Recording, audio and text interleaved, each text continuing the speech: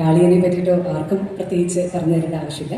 എന്നാലും ചെറിയ കുട്ടികൾക്ക് അറിയാമെങ്കിൽ പറയാൻ വേണ്ടിയിട്ട്, കാളി എന്ന് പറയുന്നൊരു സർപ്പം ഉണ്ടായിരുന്നു. അറിയോ കാളിയൻ്റെ കഥ? അറിയോ? അറിയാമോ? ഇല്ല, ഞാൻ പറഞ്ഞുതരാം. അങ്ങനെ ഒരു സർപ്പം ഉണ്ടായിരുന്നു കൃഷ്ണന്റെ വീടിൻ്റെ അടുത്ത്. കൃഷ്ണനെ അറിയാലോ, മയിൽപ്പീലിയൊക്കെ വെച്ച് ഓടക്കുള്ളിലൊക്കെ പിടിച്ച് നിൽക്കുന്ന ഒരാളെ അറിയില്ലേ?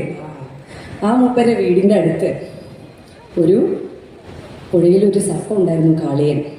ഈ കാളിയൻ കാരണം ആ പുഴയിലുള്ള മത്സ്യങ്ങളും ആ പുഴയിൽ നിന്ന് വെള്ളം കുടിക്കുന്ന മൃഗങ്ങളും ഒക്കെ ചത്തൊടുങ്ങാൻ തുടങ്ങി. അപ്പോൾ മനുഷ്യരെല്ലാം കൂടി ചേർന്നിട്ട്, കൃഷ്ണൻ കുട്ടിക്കൃഷ്ണനാണ്, പക്ഷെ എല്ലാവർക്കും അറിയാം അവതാര പുരുഷനാണ്. അപ്പോൾ കൃഷ്ണൻ ഒരുപാട് ലീലകൾ ഇതിന് മുന്നേയും കാണിച്ചിട്ടുണ്ട്. അപ്പോൾ ഗോപികമാരും ഗോപകന്മാരും എല്ലാവരും ചേർന്ന്, ഇവരൊക്കെ കൃഷ്ണന്റെ ഫ്രണ്ട്സാണ് കേട്ടോ, സ്കൂളിലെ ഫ്രണ്ട്സ്.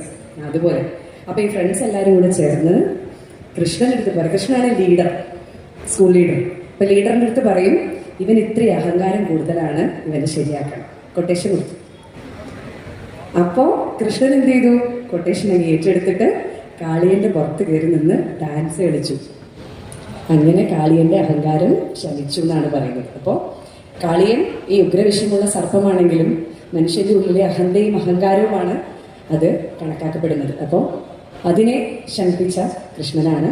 ഇതാണ് കാളിയ മർദ്ദനം. കാളിയനെ മർദ്ദിച്ചു. കൊട്ടേഷനൊക്കെ ഞാൻ ചെന്നൊരു തമാശ പറഞ്ഞതാണ് കേട്ടോ.